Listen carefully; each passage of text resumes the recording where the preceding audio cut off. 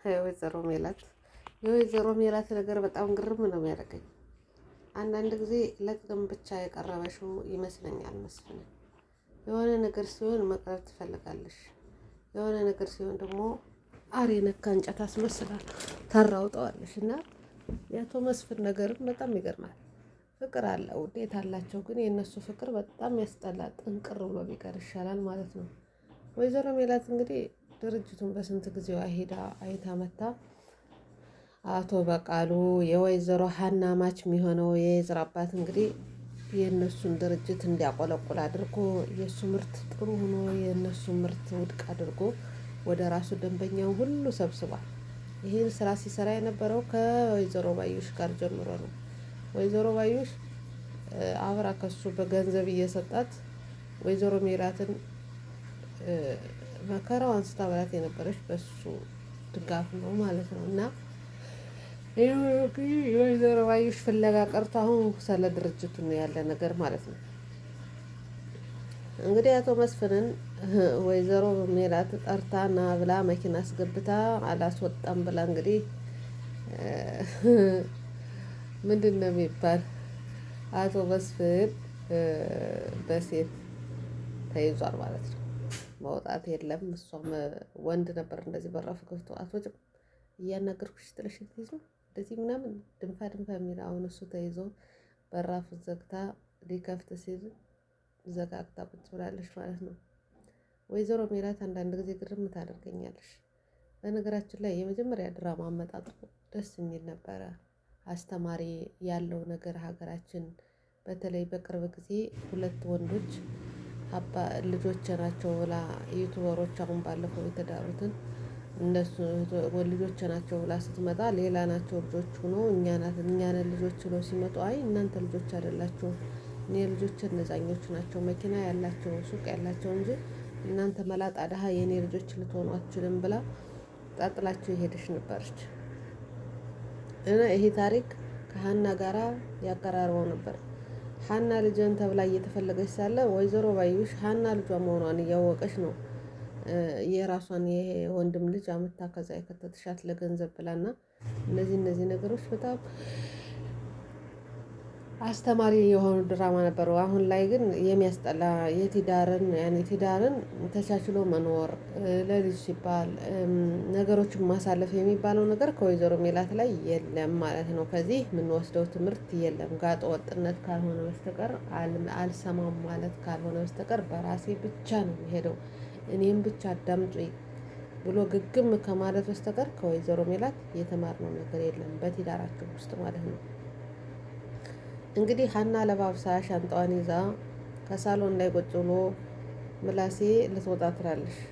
ከዛ የት ልትሄጂ ነው ሲላት ከአባዬ ቤት። መታደልሽ ሰላም እኮ ሀና መታደሏ ሁለት ቤት አላት ሁለት አባት አላት ብላለች። እውነቷን እኮ ነው መታደልሽ። የዚህ ቤት ሰላምማ ከተናወጠ ቆይቷል። አንቺ ግን መታደልሽ ከዚህ ንትርኩ ሲበዛ ወጥተሽ ወደ አባትሽ ቤት ትሄጃለሽ ብሎ እንግዲህ እሷን ቁጭ አድርጎ እያወያያት ነው ያለው። የእኛ ቤት ይሰለቻል አይደል ያስጠላል አይደል በቃ ንትርክ ነው እያለ ለእሷ እንትን ይላታል ማለት ነው። ሀና አንተ እኮ ጠንካራ ነህ ጎበዝ እኮ ነህ እንደዛም ማትበል ምላሴ አንተ ጠንካራ ወንድ ነህ ትለዋለሽ። አይ ሀና አሁንስ ስልችት ነው ያለኝ እንዳንቺ ሌላ አባት ሌላ ቤት በኖረኝ ወጥቼ እፎይ የምልበት ይላታል። እሷም እንደዛ ትበል ትዕግስት አንተ እኮ ትዕግስተኛ ነህ ይስተካከላል ብላ ጥላው ትሄዳለች። እንግዲህ ወይዘሮ ሜላት ያንን ድርጅት ሂዳ አይታ ስትመጣ ምንም ነገር እንደማታደርግ ስላወቀሽው አሁንም ከአቶ መስፍን ላይ እየጮኸች ነው። አቶ መስፍንን እንዴት እስከዚህ ድረስ እስከሚወርቅ ድረስ ዝም አልከኝ?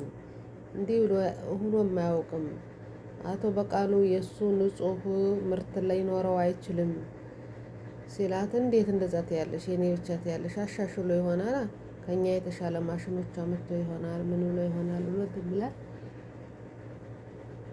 አይሆንም ብላለሽ እና በጣም በቁጣ ነው ያለሽው።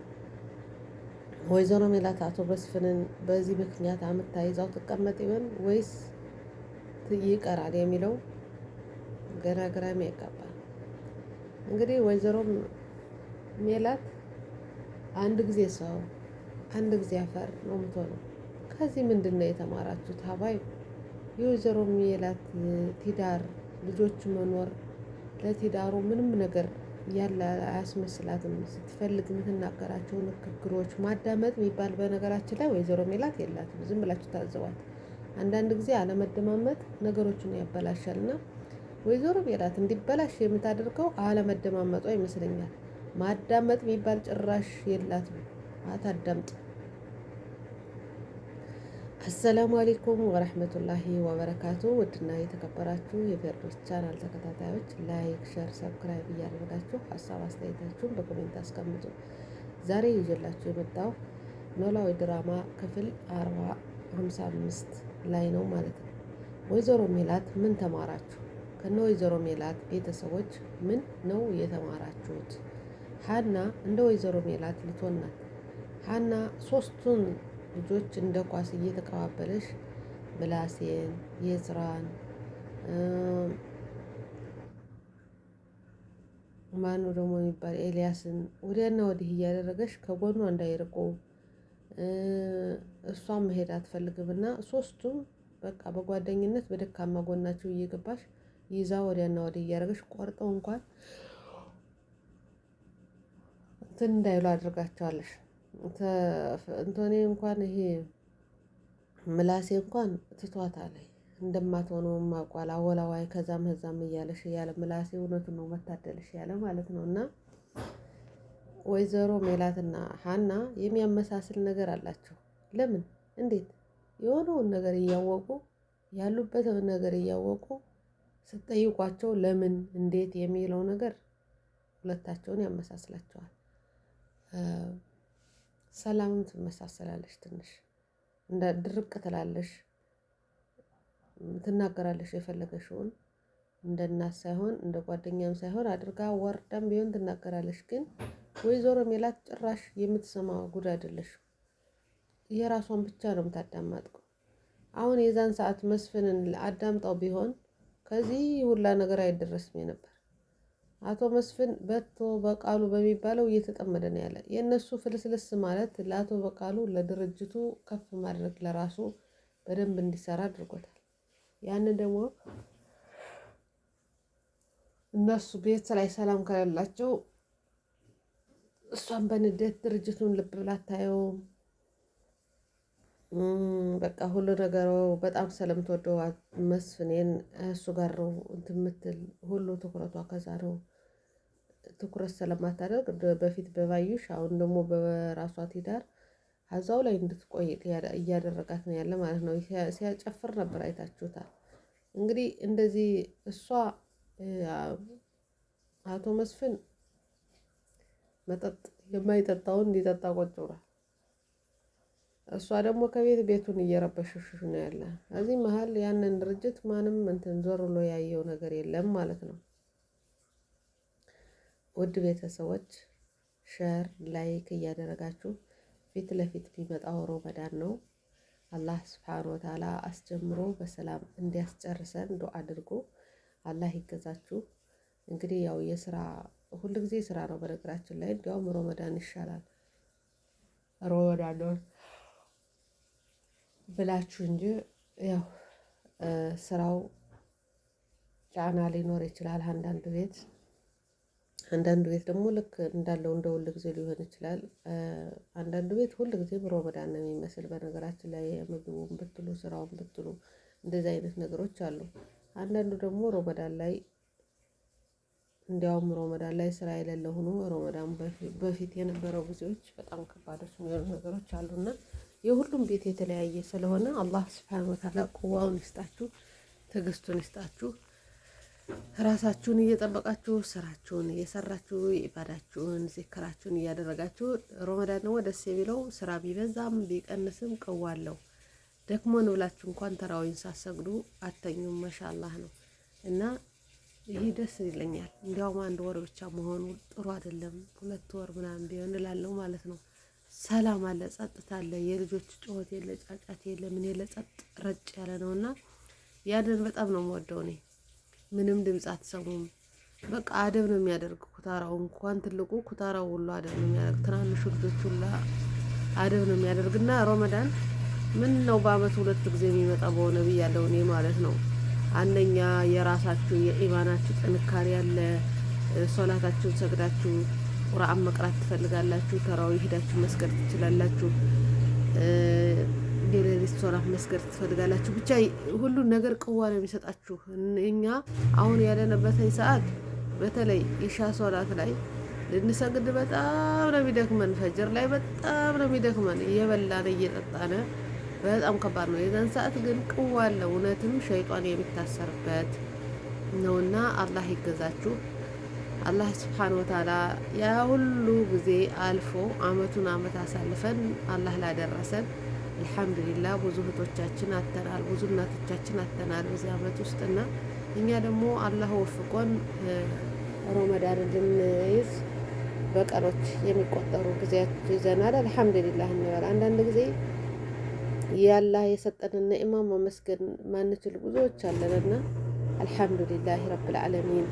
አላህ ሱብሓነሁ ወተዓላ ያለፉት አመት ላይ እነማን ናቸው አብረው ነው የነበሩ አብረው ሲጾሙ የነበረ አሁን የሌሉ እኛ ደግሞ አድርሶን ከዚህ ይኸው እንትን እያለ በቀኖች የሚቆጠሩ ቀርተውና ኢንሻአላህ እንደርሳለን እንጨርሳለንና በአስካሮቹ በኢባዳ ጥንክር ብለን ሶላታችንም ስራችንም በዚክር እየሰራን አላህ ለመጪው ደግሞ ከምንወዳቸው ቤተሰቦቻችን ጋር ካሰብነው የትዳር አጋራችን ጋር ሆነን የምንጾም አላህ እንዲያደርገን ዱዓ እያደረጋችሁ አብሽሮ ጠንክሩ ማለት ነው። ውድ ቤተሰቦች አላህ ያብርታችሁ። ብዙ ስራ የሚበዛባችሁ ደግሞ ራሳችሁን እየጠበቃችሁ ራሳችሁን እንትን እያላችሁ ስሩ ማለት ነው። እህቶቼ አላህ ይገዛችሁ። እኔ አሁን ረመዳንችን ሳምንት በጣም ስራ ይበዛል። ከዛም በኋላ ግን አልሐምዱሊላህ ረመዳን ላይ ብዙም አይከብደኝም። አላህም ጥንክር ነው የሚያደርገኝ። አልሐምዱሊላህ። አሁን ግን ሳምቡሳ መስራቱ፣ የቤቱ ጽዳት፣ ግድግዳ ምናምኑ እንደዚህ ነገሮች ትንሽ ከባዶች ናቸው። ግድግዳ አልታጸዱ ሀላያታች ስትረግጡ በሳል ስትውል ቆያላችሁ። በኋላ ደግሞ ሳምቡሳ ልትጠቀልሉ ቁጭ ስትሉ ደግሞ ወገባችሁን አንገታችሁን ሁሉን ነው እንትን የሚላችሁ። በቃ በጣም ነው እንትን የሚለውና አልሐምዱሊላህ። ግን አላህ ያለፈውን አመት አልፌ ለዘንድሮ ደግሞ ስለደረስኩኝ አላህን እያመሰገንኩ አልሐምዱሊላህ ለዚህ ላደረሰኝ፣ ለመጪው ደግሞ ከቤተሰቦች ከመወዳቸው ልጆች ጋር ሁኜ ምጾም አላህ ያድርገኝ እያልኩ ዱዓ እያደረግኩ በደስታ ስራዬን እየሰራው ነው ያለ። እናንተስ ምን ላይ ናችሁ? ሀባይብ እንዴት ናችሁልኝ? አላህ ሶብር ይስጠን። ሰርተን ጉልበታችን ላይ ቀር ነገር የምናማራውን ነገር ደግሞ አላህ ልቦና ይስጠን። አልሐምዱሊላህ ማለትም መልመድ አለብን። ብዙ ክርስቲያኖች እንዲያውም አልሐምዱሊላህ ሲሉ በጣም እነሱ ያን ሙስሊሞች አልሐምዱሊላህ ከምላሳቸው አትቀርም። መልካምም ሆነ ክፉ አልሐምዱሊላህ ይላሉና አልሐምዱሊላህ ለእኛ ቀላል ትመስለናለች እንጂ ትልቅ ናት። ለአላህ ትልቅ ምስጋና ናትና ወለከል ሐምድ ሽኩር። አላህ ያለፈውን አመት ዱዓችን ጾማችን ተቀብሎ ለዘንድሮ አመት ደግሞ ላተካካል አልሐምዱሊላህ። አሁንም ወለከል ሐምድ ሽኩር። አንዳንዶቻችን የዛሬ አመትም አዛኛው አመትም ከስደት ላይ እያሳለፍነ ኢድን እንደ ኢድ ሳይሆን በናፍቆት በስስት የምናሳልፍ ብዙዎች አለ። ብዙ አመታቶችን ያሳልፍናለን። ግን ኢንሻአላህ አንድ ቀን አብረን እንደተመኘነው እንደምናየው ከቤተሰብ ጋር ሰብሰብ ብለን እናሳልፋለን ብለን ተስፋ ማድረግ አለብን። አንድ ሙስሊም ተስፋ አይቆርጥም። ተስፋ የሚቆርጥ ሰው ከምድር በታች የሆነ ነው እንጂ ከምድር በላይ እያለ በአንዳንድ ነገሮች ሳይሳኩ ቀርተው በስደት ላይ ብዙ ሰዓት እናሳልፋለን። ግን አልሐምዱሊላህ ጤነኞች ነን። ቢያንስ ጤነኛ ነን። ጤነኛ ስለሆነ ደግሞ አላህን ማመስገን አለብን። እንተነፍሳለን አለ ኦክስጅን ሰፈር በሌለው አለቀ የማይለው አላህ ሱብሓነሁ ወተዓላ እንተነፍሳለን፣ እንራመዳለን፣ እናወራለን፣ እንሰራለን፣ እንተኛለን። ይሄ ሁሉ ያላህ ነዒማ ነው። ወለከል ሐምድ። ስንቶቹ ናቸው ጎዳና ላይ ያሉት? የእውነት ሰሞኑን ያየሁት ጎዳና ላይ እንትን ምትል ያለች ልጅ፣ እንዲያውም ቪዲዮውን ከቻልኩ አስገባዋለሁ። በጣም ነው የሚያሳዝነው። በባህር ይመጣሉ፣ በምን ይመጣሉ። ያለሽበት ሁኔታ በጣም ያሳዝናል። እና ከእንደዚህ አይነት ነገር አላህ ጠብቆን ከዚህ ስላደረሰን አልሐምዱሊላህ። መጨረሻችን ደግሞ አላህ ያሳምርልን። ሀቲማችን አላህ ያሳምረው።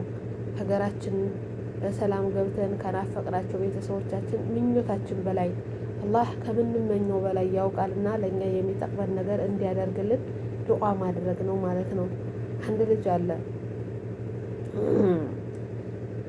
ሮመዳን ሲደርስ አፉ በሉኝ አፉ ሌላ ሳውቅ አውቄም ሳላውቅም ያስቀየምኳችሁ ካለ እያሉ ይመጣሉ። ላወላህ አለ እንዳትመጡ እኔ አመቱ ሞላ ዱዓ ላደርግ እንደዚህ አድርጎ ያ እንደዚህ አድርገው ልል ለአላህ ስብሓነሁ ወተዓላ ልናገር የተበደልኩትን ሞላ የበደሉኝን ሞላ ልነግረው አመታትን ግብር ልከፍል እየጠየቅኩን እየጠበቅኩበት ሳለ ልክ ሮመዳን ሊገባ ጫፍ ሲደርስ አፉ በለኝ አውቄም ሳላውቅም ያስቀየምኩ ብላችሁ ያንን መከራዬን ስጨነቅበት ስታናዱ የነበራችሁትን ጊዜ ድሌት ለማድረግ የምታስቡ ሰዎች አላህን ፍሩ እያለ ሲናገር ነበር ማለት ነው። እንደ ቀልድ እያደረገ አፉታ ሮመዳን ብቻ አይደለም ከ3 ቀን በኋላ ያን ጥላቻ ወይም ጠብ እንዲቆይ አይፈልግም አላህ ሱብሓነሁ ወተዓላ። እንኳን አመት ተጠብቆ ማለት ነው። ደግሞ ከልብ መሆን አለብን። አንዳንድ ጊዜ ነገሮችን መደጋገም አያስፈልግም።